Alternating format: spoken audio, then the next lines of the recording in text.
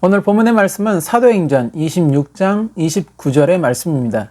바울이 가로되 말이 적으나 많으나 당신뿐 아니라 오늘 내 말을 듣는 모든 사람도 다 이렇게 결박한 것 외에는 나와 같이 되기를 하나님께 원하노이다 하니라. 이방인 복음 전파의 선구자였던 사도 바울은 본래 유대인으로 바리새파 가문 중 가장 보수적이고 엄격한 가문에서 태어나 그렇게 또 율법에 대한 엄한 교육을 받으며 성장하게 됩니다. 더불어 그 가문은 전통적인 유대인의 가문이었지만 그는 태어나면서부터 로마의 시민권을 갖게 됩니다. 즉 사도 바울은 태어나면서부터 로마의 시민으로 정식 인정을 받은 사람이었습니다. 그렇게 그는 자신이 성장한 가문의 환경에 따라 또 엄격하게 배운 율법에 따라 하나님을 향한 신앙의 기준을 세우게 되고 그 기준에 어긋나는 것에 대해서는 엄격한 심판의 잣대를 적용함에 있어 조금도 주저하지 않게 됩니다. 그렇게 사도 바울이 세운 그 기준에 어긋나는 것에 바로 예수 그리스도를 따르는 복음이 있었고 그 복음을 따르는 사람들에 대한 사도 바울의 위협과 살기는 등등하게 됩니다. 스데반을 시기한 유대인들이 거짓 증인들을 세워서 스데반을 거짓 모함하였고 그렇게 스데반은 끌려간 공회에서 복음을 전하다가 사람들에 의해 돌에 맞아 순교하게 됩니다. 그때 성경을 보면 스데반을 모함하였던 거짓 증인들이 자신들의 옷을 벗어 사울이라 하는 청년의 발 앞에 두었다고 기록하고 있습니다. 사도행전 7장 58절 말씀. 성 밖에 내치고 돌로 칠세 증인들이 옷을 벗어 사울이라 하는 청년의 발 앞에 두니라. 이것은 곧 사울이 스데반의 순교 사건 중심에 있었다는 것입니다. 그리고 사울은 스데반의 죽음을 아주 당연하게 여겼다고 성경은 또한 기록하고 있습니다. 즉 사울의 생각에 예수 그리스도의 복음을 따르는 스데반은 죽어 마땅한 사람이었다는 것입니다. 그것이 생각으로만 머문 것이 아니라 실제로 행동으로 나타나게 되었고 그렇게 스데반의 순교를 시작으로 예루살렘에 큰 핍박이 일어나면서 복음을 따르는 성도들은 예루살렘을 떠나 여기저기 뿔뿔이 흩어지게 되었다는 것입니다. 사도행전 8장 1절 말씀.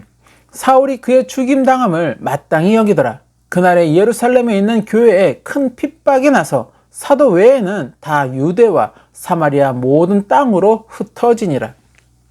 바로 그 중심에 사울, 곧 사도 바울이 있었다는 것입니다. 그러던 사도 바울이 다메섹에서 예수님을 영접하고 회심하게 됩니다. 자신이 세운 신앙의 기준에는 분명 어긋난다고 그렇게 굳게 믿었던 예수 그리스도를 따르는 복음을 다메섹에서 예수님을 영접하는 사건을 통해 그가 받아들였다는 것입니다. 그리고 그는 그 자리에서 자신이 배척했던 복음의 전도자가 되기 시작합니다. 그를 아는 유대인들은 복음의 전도자가 된 사도 바울을 보며 당황하였습니다. 복음을 따르는 이들을 배척하는데 앞장섰던 사도 바울이 그렇게 스데반 순교의 중심에 있었던 사도 바울이 갑자기 복음을 따르는 이가 되어서 많은 이들에게 복음을 전하고 있다는 것입니다. 그런 사도 바울을 향한 유대인들의 혼란은 이제 곧 증오로 바뀌게 되었고 사도 바울 역시 스데반과 같이 죽여야 하는 대상이 되게 됩니다. 그렇게 사도 바울은 성령의 인도하심에 따라 복음을 배척하는 유대가 아닌 이방으로 복음을 전파하기 시작합니다. 3번에 걸친 전도 여행을 통해서 소아시아 여러 곳에 교회를 세우며 많은 제자들과 성도들을 또한 세우게 되고 그들에게 하나님의 진정한 복음을 전파하며 가르치게 됩니다. 사도 바울이 전하고 가르치는 복음에는 유대인들이 따르는 율법과는 대립하는 내용들이 있게 되는데 이 내용들이 유대인들에게도 알려지면서 사도 바울을 향한 유대인들의 증오는 점점 더 증폭되어 가게 됩니다. 결국 예루살렘의 기근으로 고통받는 가난한 그리스도인들을 구제하기 위해서 각처에서 모아진 헌금을 전달하고자 예루살렘을 방문했던 사도 바울은 그곳에서 유대인들에게 붙잡혀 폭행을 당하게 되고 거짓반 죽을 뻔한 위기에 처하게 됩니다. 급히 출동한 로마군에 의해서 사도 바울은 유대인들의 폭행에서 벗어날 수 있었지만 그 현장에서 자신을 폭행한 유대인들을 향하여 하나님의 본 자손이라고 하는 너희 유대가 주님의 복음을 받아들이지 않았기에 주님은 나에게 이방으로 복음을 전파하라는 명령을 하셨다라는 그런 내용의 이야기를 함으로 인해 유대인들은 더 광분하여 날뛰기 시작합니다. 사태가 커질 수 있음을 직감한 로마군의 천부장은 사도 바울을 감옥에 가두고 신문하기 시작합니다. 이에 사도 바울은 자신은 로마 시민이라고 항변하게 되고 로마 시민을 이유 없이 함부로 신문할 수 없었기에 천부장은 의회를 소집하게 됩니다. 그렇게 의회에서 바울을 고소한 대제사장을 포함한 유대인들과 사도 바울은 서로 설전을 벌이게 되는데 사도 바울의 부활에 관한 이야기로 인해서 유대인들끼리 서로 싸우는 내분이 일어나게 되고 그렇게 의회는 해산이 됩니다. 이후 계속해서 사도 바울을 해치려고 하는 유대인들로 인해서 천부장은 결국 사도 바울을 총독 앞으로 보내게 됩니다. 그리고 이제 총독이 주관하는 법정이 세워지고 그곳에서 또 유대인들과 사도 바울의 설전이 오가게 됩니다. 총독은 사도 바울에게는 죄가 없음을 알았지만 자신이 다스리는 유대인들의 환심도 얻어야 했고 또 바울을 통해 혹시나 금전적인 이익을 취할 수 있지 않을까 하는 그러한 마음에 바울을 그대로 감옥에 가두어 구류 상태를 유지하게 됩니다. 시간이 지나 총독이 바뀌게 되었고 새로 부임한 총독 역시 유대인들의 환심을 얻고자 유대인들과 사도 바울 사이에 재판을 열었지만 사도 바울이 가이사 곧 로마 황제에게 직접 신문을 받겠다고 함으로 인해 결국 사도 바울의 로마행이 결정되게 됩니다. 그리고 이제 로마행을 기다리던 와중에 새로 부임한 총독과 친분을 유지하던 분봉왕, 즉 왕가의 친족으로 일부 영토를 물려받아 다스리는 지역의 통치자였던 아그리빠 왕이 새로운 총독 부임을 축하하고자 잠시 방문하게 됩니다. 그리고 총독으로부터 사도 바울의 이야기를 들은 아그리빠 왕은 사도 바울을 불러서 사도 바울의 이야기를 듣게 됩니다. 그리고 그 자리에서 사도 바울은 자신이 어떠한 가문에서 태어났고 또 어떠한 교육을 받고 자랐는지 그렇게 자신을 고소한 유대인들과 나는 다를 바가 없었던 자신의 과거와 함께 그러했던 자신이 회심하게 된 그러한 사건 그리고 자신을 향한 예수님의 명령과 그 명령을 수행하였던 일에 관하여서 이야기를 하게 됩니다. 사도 바울의 이야기를 들은 총독은 사도 바울이 미쳤다고 소리쳤으나 사도 바울은 굴하지 않고 그들에게 전도의 뜻을 전하게 됩니다. 사도행전 26장 24절에서 28절 말씀. 바울이 이같이 변명하며 베스도가 크게 소리하여 가로되 바울아 내가 미쳤도다. 내 많은 학문이 너를 미치게 한다 하니 바울이 가로되 베스도 각하여 내가 미친 것이 아니요 참되고 정신 차린 말을 하나이다. 왕께서는 이 일을 아시기로 내가 왕께 단대히 말하노니 이 일에 하나라도 아시지 못함이 없는 줄 믿나이다. 이 일은 한편 구석에서 행한 것이 아니로소이다. 아그리빠 왕이여 선지자를 믿으시나이까? 믿으시는 줄 아나이다. 아그리빠가 바울더러 이르되 내가 적은 말로 나를 권하여 그리스도인이 되게 하려 하는도다.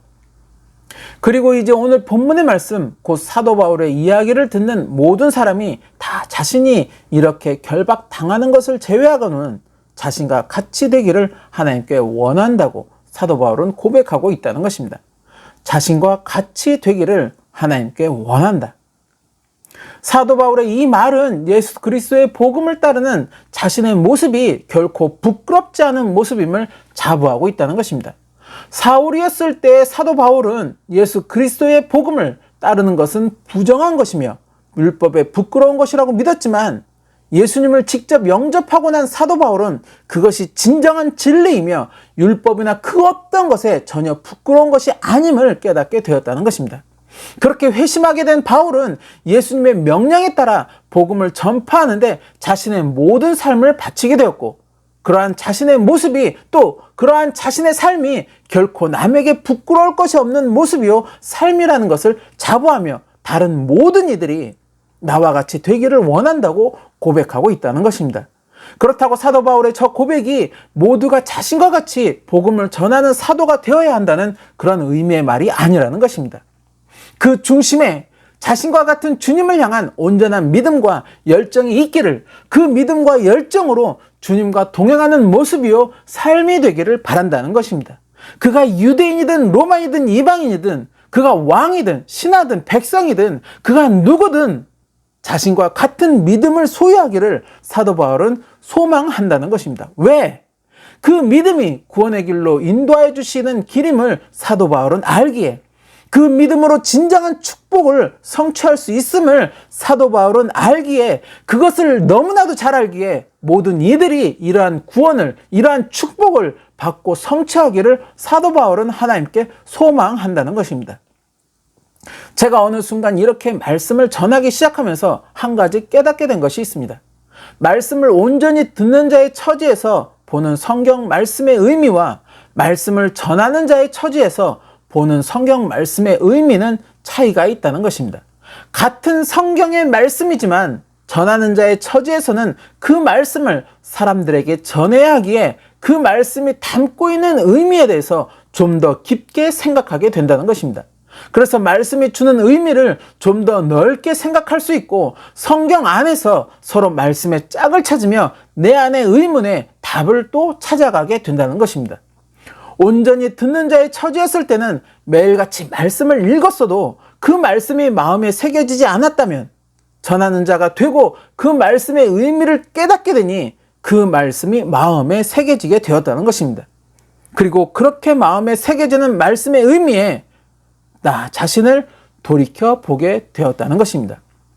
자신이 전하는 말씀의 의미에 스스로 부끄러운 것은 없는지, 자신이 전하는 말씀의 의미대로 내 자신은 그렇게 실천하며 살아가고 있는지, 그렇게 또 부족함을 깨닫게 되고 회개하는 모습이 되며 스스로 또 다짐하게 된다는 것입니다. 말씀이 내 마음을 찌름으로 말씀이 살아있음을 체험하게 된다는 것입니다. 말씀이 내 주변에서 항상 나의 모습을 지켜보고 나의 삶을 지켜보는 것 같은 느낌을 받게 된다는 것입니다. 그래서 저는 이따금 하나님을 또 예수 그리스도를 믿는 모든 그리스도인들이 바로 이렇게 전하는 자의 처지에서 성경을 보면 어떨까 하는 생각을 해보게 된다는 것입니다. 물론 그렇게 말씀을 깊이 묵상하였다고, 또 말씀으로 자신을 돌이켜 보았다고 말씀을 전하는 자 모두가 말씀대로 정결하게 또 말씀대로 거룩하게 살아간다는 것은 아닙니다. 말씀은 거룩하게 정결하게 전하지만 오히려 더 말씀에 본이 되지 못하는 삶을 살아가는 이들도 많이 있습니다. 말씀을 알았다고, 들었다고, 깊이 묵상했다고, 또 그 말씀으로 자신을 돌이켜 보았다고 사도 바울과 같이 회심하는 것도 또 온전히 변화되는 것도 아니라는 것입니다. 말씀의 진정한 의미를 알지 못해서 그래서 말씀을 거부하고 오히려 말씀을 따르는 자들을 핍박하는 것도 안타까운 일이지만, 말씀에 자만하고 교만함으로 인하여 잘못된 말을 전하고 또 그렇게 사람들을 잘못된 길로 인도하는 것 역시도 안타까운 일이라는 것입니다. 사도 바울은 사람들에게 복음을 전하게 되면서 바로 그러한 문제를 깨닫게 됩니다. 스스로에게 생기는 그러한 문제를 느끼면서 그는 자신의 공고함을 고백하게 되고 자신이 오히려 버려짐을 당하게 될까 두렵다고 말하며, 그래서 자신은 날마다 죽는다고 또한 고백을 하게 됩니다. 로마서 7장 21절에서 24절 말씀. 그러므로 내가 한 법을 깨달았노니 곧 선을 행하기 원하는 나에게 악이 함께 있는 것이로다. 내 속사람으로는 하나님의 법을 즐거워하되 내 지체 속에서 한 다른 법이 내 마음의 법과 싸워 내 지체 속에 있는 죄의 법 아래로 나를 사로잡아 오는 것을 보는도다. 오호라 나는 공고한 사람이로다. 이 사망의 몸에서 누가 나를 건져내랴. 고린도전서 9장 27절 말씀. 내가 내 몸을 쳐 복종하게 함은 내가 남에게 전파한 후에 자기가 도리어 버림이 될까 두려워함이로라. 고린도전서 15장 31절 말씀. 형제들아, 내가 그리스도 예수 우리 주 안에서 가진 바 너희에게 대한 나의 자랑을 두고 단언하노니 나는 날마다 죽노라. 날마다 죽는 것, 그것이 자신이 할 수 있는 자랑이라고 사도 바울은 또한 이야기하고 있다는 것입니다. 사도 바울의 이 말은 말씀에 절대적으로 겸손하라는 것입니다. 말씀에 절대적으로 순종하라는 것입니다. 내 안에 나의 의지대로가 아닌, 또 내 안에 나의 어떤 목적과 나의 가치관대로가 아닌 말씀이 주는 의미대로, 또 말씀이 주는 깨달음대로 나의 모습을 변화시키고 나의 삶을 변화시켜야 한다는 것입니다. 그것이 바로 날마다 나를 죽이는 것이고 온전히 또 주님과 동행하는 모습이요 삶이 된다는 것입니다. 바로 이러한 모습, 이러한 삶을 모두가 소유하고 살아가기를 하나님께 소망한다고 사도 바울은 자신을 재판하고자 하는 아그리빠 왕 앞에서 당당하게 고백하고 있다는 것입니다. 아그리빠 왕은 그런 사도 바울을 보며 그가 황제에게 재판을 받겠다고 요청하지만 않았으면 그는 풀려날 수 있었겠다고 말하였다는 것입니다. 사도행전 26장 32절 말씀. 이에 아그리빠가 베스도더러 일러 가로되 이 사람이 만일 가이사에게 호소하지 아니하였다면 놓을 수 있을 뻔하였다 하니라. 이것은 곧 아그리빠 왕 자신의 권한으로 사도 바울의 죄 없음을 선포하고 그를 감옥에서 사면하였으리라는 것입니다. 그러나 자신보다 더 큰 권세를 가진 황제에게 이미 요청한 사항이기에 자신의 권한으로는 그를 풀어줄 수 없다는 것입니다. 그것은 곧 아그리빠 왕의 마음에 사도 바울의 이야기를 통한 어떤 울림이 왔다는 것입니다.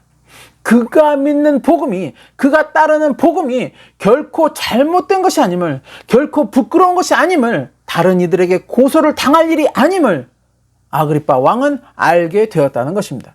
바로 그 믿음, 주님을 향한 그 믿음을 저와 여러분은 소유하고 있다는 것입니다. 결코 부끄럽지 않은 그 믿음, 결코 잘못된 것이 없는 그 믿음을 저와 여러분은 소유하고 있다는 것입니다. 우리는 이 믿음을 지켜 나가야 한다는 것입니다. 우리가 주님 앞에 서는 그날까지 이 믿음을 지키는 모습이요, 삶이 되어야 한다는 것입니다. 그런 우리의 모습을, 또 우리의 삶을 주님은 기뻐하실 것이고 그때 예비하신 상급을 허락하여 주실 것입니다.